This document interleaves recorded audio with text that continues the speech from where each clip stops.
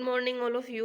Today I will start your science class online. Dear student, in our previous class we read chapter 14. Today we will read remaining chapter. So let's start.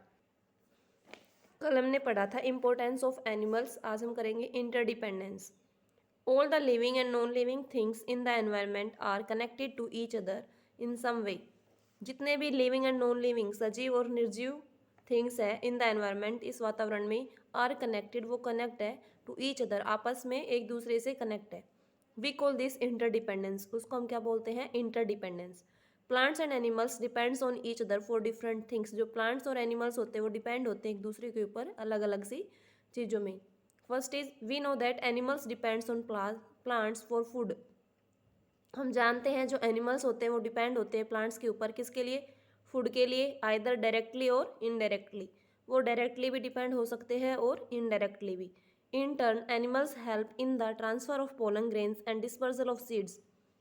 Both of these are necessary for the growth of new plants. Animals किसके लिए help करते हैं? जो transfer होता है pollen grains का, उसमें both of these are necessary for the growth of new plants. ये दोनों ही नेसेसरी होते हैं किसके लिए? ग्रोथ ऑफ न्यू प्लांट्स के लिए. While honey bees get nectar to produce honey from flowers. जो हनी बीज होती है वो क्या करती है? प्रोड्यूस करती है हनी कहाँ से? फ्लावर से. They carry pollen grains from flower to flower. ये क्या करती है? कैरी करती है पोलन ग्रेन्स को फ्लावर टू फ्लावर से. Living things also depend on non living things for their survival and growth. जो लिविंग थिंग्स होती है वो डिपेंड करती है नॉन लिविंग थिंग्स के ऊपर. डिपेंड करती है क्योंकि वो उनके क्या करती है? सर्वाइव करती है. They depend on the environment. वो डिपेंड भी करती है लिविंग थिंग्स एनवायरनमेंट के ऊपर डिपेंड रहती है. जैसे कि एयर की ज़रूरत होती है, वाटर की, सॉइल की, फूड एंड शेल्टर. ये सारी चीज़ें किसको ज़रूरत होती है? लिविंग थिंग्स को. एयर की, वाटर की, सॉइल की, फूड एंड शेल्टर. अब है protecting plants and animals. Plants and animals are among earth important natural resources. जो प्लांट्स और एनिमल्स होते हैं वो क्या है? बहुत ज़्यादा इंपॉर्टेंट नेचुरल रिसोर्सेज है. By protecting these resources we can help to sustain the environment. अगर हम इनकी प्रोटेक्ट करेंगे प्लांट्स के एंड एनिमल्स की तो क्या होगा? हम अपने एनवायरनमेंट को भी हेल्प कर सकते हैं. Due to overgrowing human pollution worldwide there has been an increase in needs and demands as well. जैसे जैसे ह्यूमन पॉपुलेशन बढ़ रही है, जनसंख्या बढ़ रही है, उसमें क्या है? उनकी ज़्यादा ज़रूरतें भी बढ़ रही है. More people means more food. अगर ज़्यादा लोग होंगे तो ज़्यादा भोजन चाहिए. More space to grow. उनको रहने के लिए ज़्यादा स्थान चाहिए. The food and often it means the use of harmful pesticides to speed of food production. जैसे ज़्यादा भोजन चाहिए तो हमें ज़्यादा किसकी भोजन ग्रो करने की ज़रूरत होगी तो हम ज़्यादा से ज़्यादा क्या करेंगे? पेस्टिसाइड डालेंगे खेतों में. Increasing population also means more shelters for which again we need more space. जैसे पॉपुलेशन इंक्रीज हो रही है इसका मतलब क्या है? More shelter. हमें ज़्यादा से ज़्यादा रहने का स्थान चाहिए. For this reason forest land are cleared. हम वनों का काट रहे हैं इसके लिए. अगर ज़्यादा स्पेस चाहिए रहने के लिए तो हम क्या करते हैं? फॉरेस्ट काट रहे हैं, वनों को काट रहे हैं और फिर जगह बना रहे हैं जिससे कि टाउन और सिटीज़ डेवलप हो रही है. This has a negative impact on world wide life. इससे क्या पड़ता है? नेगेटिव इफेक्ट पड़ता है किसके ऊपर? वाइल्ड लाइफ के ऊपर. Both plants and animals, plants और एनिमल्स दोनों के ऊपर. जब हम क्या कर रहे हैं? डिस्ट्रॉइंग फॉरेस्ट को डिस्ट्रॉय कर रहे हैं तब. All this factor have put A tremendous pressure on the environment. ये सारे फैक्टर क्या कर रहे हैं? ट्रेमेंडियस प्रेशर डाल रहे हैं एनवायरनमेंट के ऊपर. जैसे ज़्यादा पॉपुलेशन बढ़ेगी तो ज़्यादा स्पेस चाहिए रहने के लिए तो हम वनों को काट रहे हैं. इससे एनवायरनमेंट क्या हो रहा है? ह्रास हो रहा है. Thank you student. I hope you understand. You also read this chapter. Thanks. Good morning to all of you. Let me start our maths online classes for class 4th. My dear student, in previous class our chapter number 11 is complete. Today we will start a new chapter number 12, circles. Now student, first of all we understand some basic units. First is point. Student, point geometry की basic unit होती है. इसकी एक exact location होती है.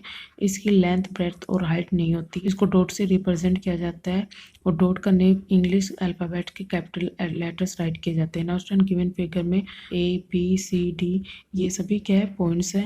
Now student, shapes के अंदर भी पॉइंट होते हैं. शेप में जो वर्टेक्स होते हैं वो पॉइंट होते हैं.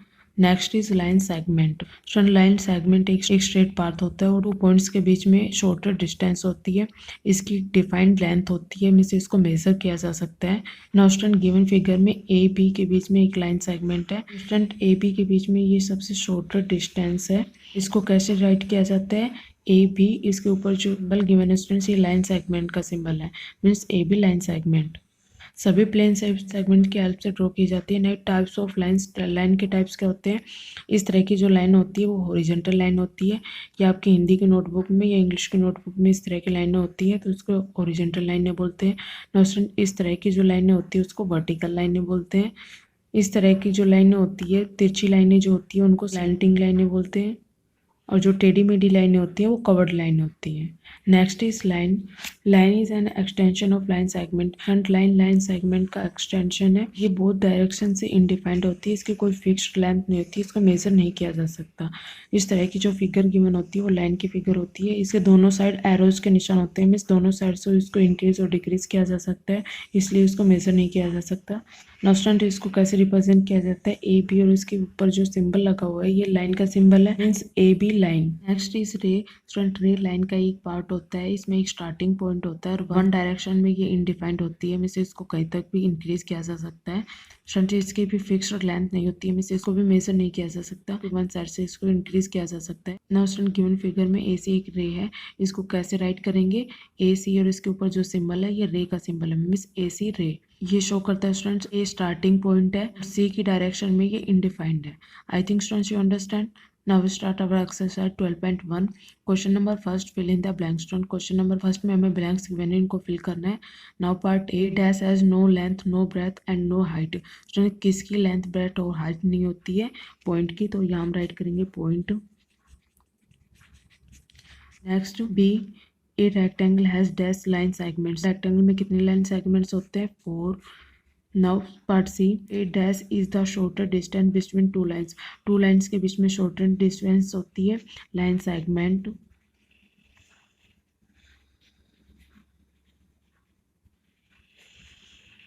Next is P Q, ray is a, P Q इसके ऊपर सिंबल किसका? स्टूडेंट, रे का, मिस पी क्यू इसे क्या है? Ray, R A Y, ray. Now question number second, write T for true and F for false. Student, question number second में T write करना है ट्रू स्टेटमेंट के लिए और एफ राइट करना है फॉल्स स्टेटमेंट के लिए। Now part A line has no end points. एक लाइन में एंड पॉइंट्स नहीं होते, ये स्टेटमेंट ट्रू है स्टूडेंट्स, तो यहाँ हम राइट करेंगे टी, क्योंकि लाइन में एरोज होती है, एंड पॉइंट्स नहीं होते हैं। नाउ पार्ट बी, ए रे हैज़ फिक्स्ड लेंथ। रे की लेंथ फिक्स होती है स्टूडेंट्स, ये स्टेटमेंट फॉल्स है, हम राइट करेंगे एफ, क्योंकि रे में वन साइड एरो होती है और वन साइड पॉइंट होती है, मीन्स वन साइड से वो फिक्स होती है और वन साइड से उसको इंक्रीज किया जा सकता है। Now part C, a line segment has no end points. Line segment में एंड पॉइंट्स नहीं होते, ये स्टेटमेंट भी फॉल्स है, यहाँ राइट करेंगे अब एफ, क्योंकि लाइन सेगमेंट में टू एंड पॉइंट्स होते हैं। Next is a triangle has 4 line segments. एक ट्रायंगल के अंदर 4 लाइन सेगमेंट होते हैं, ये स्टेटमेंट भी फॉल्स है, यहाँ हम राइट करेंगे एफ, क्योंकि ट्रायंगल के अंदर 3 लाइन सेगमेंट्स होते हैं। Now next is part E, A square has 4 line segments. Square के अंदर 4 लाइन सेगमेंट्स होते हैं, ये स्टेटमेंट ट्रू है स्टूडेंट्स, तो यहाँ हम राइट करेंगे टी, क्योंकि स्क्वायर के अंदर 4 लाइन सेगमेंट्स भी होते हैं। Question number third, identify the slanting vertical and horizontal and curved line. Student, question number third के अंदर हमें कुछ लाइनें गिवन है, इसमें हमें आइडेंटिफाई करना है ये कौन सी लाइन है। नाउ स्टूडेंट, इस तरह की लाइनें कौन सी लाइन होती है? वर्टिकल लाइनें, VERTICAL, वर्टिकल लाइन। इस तरह की लाइनें होती है स्लैंटिंग लाइनें, SLANTIN,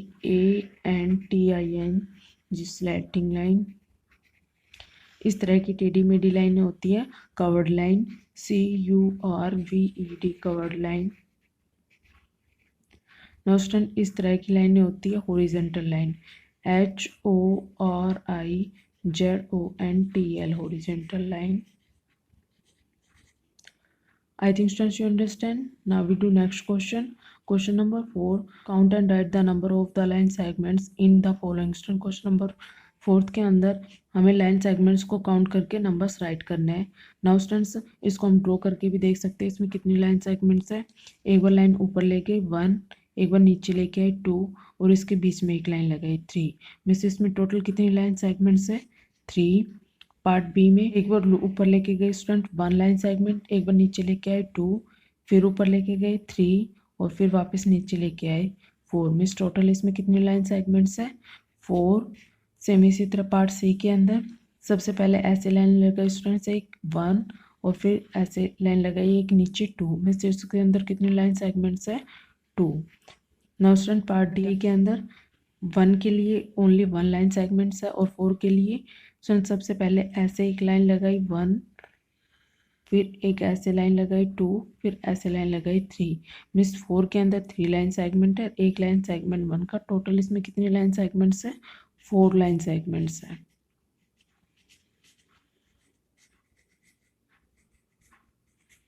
I think students you understand. So you can easily do complete exercise 12.1. Thank you students. Have a nice day. Good morning student, welcome you to online class MLP School Rajpura. Myself Poonam, your computer teacher. Today we are doing question answer. Now we start question answer. First question is what is desktop? First question क्या है? What is desktop? Desktop क्या होता है? Answer: the home screen of the computer where we keep our necessary and most useful file is called desktop. Home screen, जो computer की home screen होती है या जो हम कंप्यूटर स्टार्ट करते हैं, जो सबसे पहले जो स्क्रीन ओपन होती है उसे क्या कहते हैं हम? डेस्कटॉप। जहाँ पे हम necessary and most useful file क्या करते हैं? सेव करते हैं। Second question is define icon. Icon क्या होते हैं? Answer is an icon is a small graphical representation of a program और फाइल। आइकन क्या होते हैं? Small graphical representation of a program और file. Icon are use to identify types of item. Icon क्या होते हैं? आइडेंटिफाई, किसी भी फाइल की क्या बताते हैं हमें? Identity. Next question is define taskbar. Taskbar क्या होती है? A taskbar is a bar located at the bottom of the screen. Taskbar क्या होती है? कहाँ पे होती है taskbar? Located at the bottom of the screen, screen के बॉटम में। नेक्स्ट क्वेश्चन है define title bar. Title bar क्या होती है? A title bar is a bar located at the top of the screen. Title bar क्या होती है? जो टॉप ऑफ द स्क्रीन में होती है। So every student do this work in fair notebook. Thank you. Have a nice day. Good morning students, मैं Mukesh madam, आपकी हिंदी अध्यापिका MLP इंटरनेशनल स्कूल राजपुरा से। बच्चों कक्षा 4 में कल हमने पढ़ा था पाठ 15 भय का भूत। ये पाठ हम पूरा कर चुके थे, इसके शब्दार्थ भी हमने कर लिए थे और आज हम करेंगे इसके अभ्यास कार्य। तो बच्चों कल मैंने आपको बताए थे शब्दार्थ करने के लिए, जिन बच्चों ने नहीं किए हैं उनके लिए एक बार मैं फिर से करा देती हूँ। भय, डर, जरूर, अवश्य, मिथ्या, बिना वजह, हमला, आक्रमण, अद्भुत, अजूबा, खुश, प्रसन्न। इसके बाद हम करेंगे कुछ कठिन शब्द। भूठ, अद्भुत, टिप टिप, कहानी, मिथ्या, पिटारा, कमज़ोर, झोपड़ी, खींचकर, चमकते, बड़बड़ाता, कचूमर। अब हम शुरू करते हैं लिखित प्रश्न। हमारा पहला प्रश्न है, लिखित प्रश्न का सही उत्तर पर सही का निशान लगाओ। बुढ़िया के कितने पोते थे? बुढ़िया के कितने पोते थे? 1, 2 या 3? तो इसका सही उत्तर होगा 1। तो यहाँ पर 1 पर सही का निशान लगाना है। अगला प्रश्न है, पोता रोज कब कहानी सुनता था?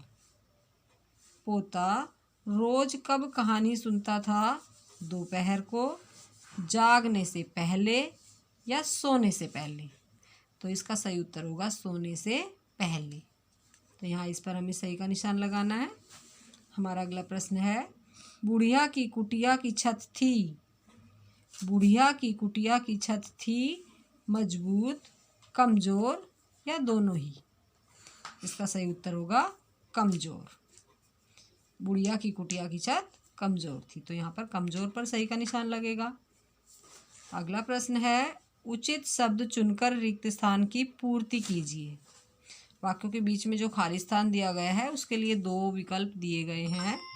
सही विकल्प हमें अपनी खाली जगह में भरना है। हमारा पहला वाक्य है, गांव में छोटी सी डैश में एक बुढ़िया रहती थी, बगिया में या कुटिया में। तो इसका सही उत्तर क्या होगा? कुटिया में। तो यहाँ पर हम क्या लिखेंगे? कुटिया। गांव में छोटी सी कुटिया में एक बुढ़िया रहती थी। अगला वाक्य है, दादी रोज पोते को नई नई डैश सुनाती थी, कहानियाँ या बात।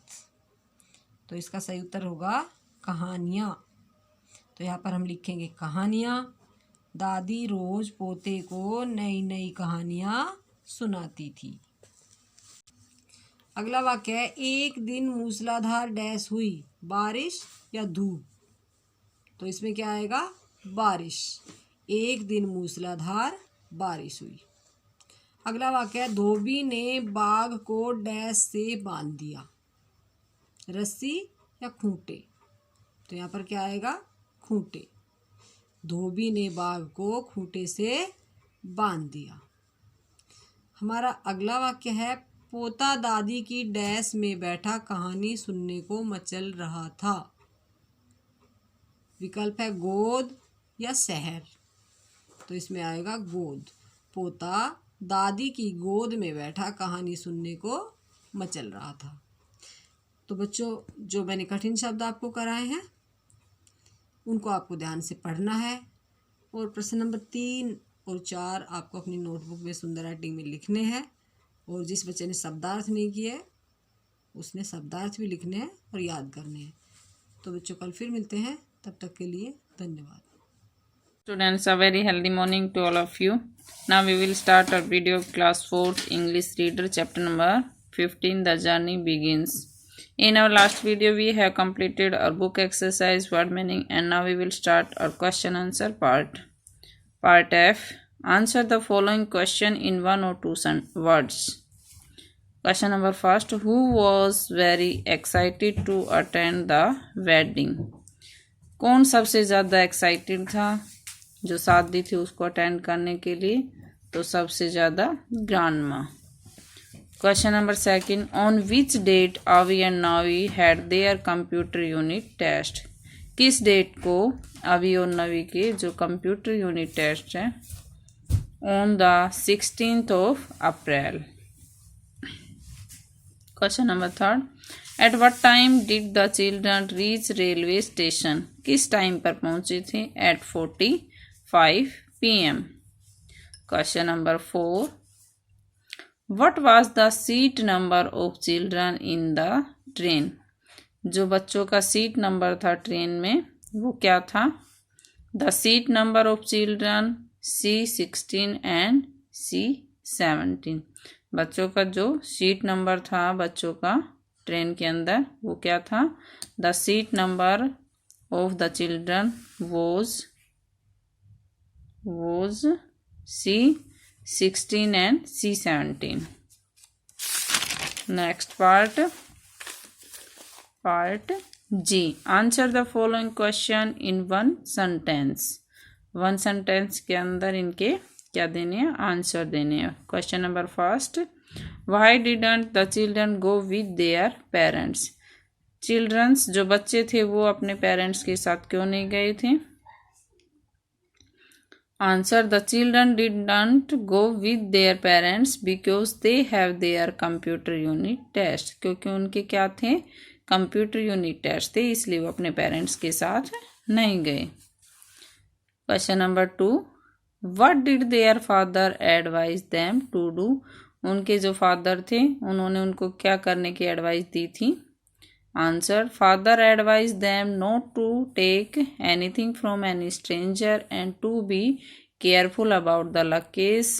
Don't tell anyone that you are travelling alone.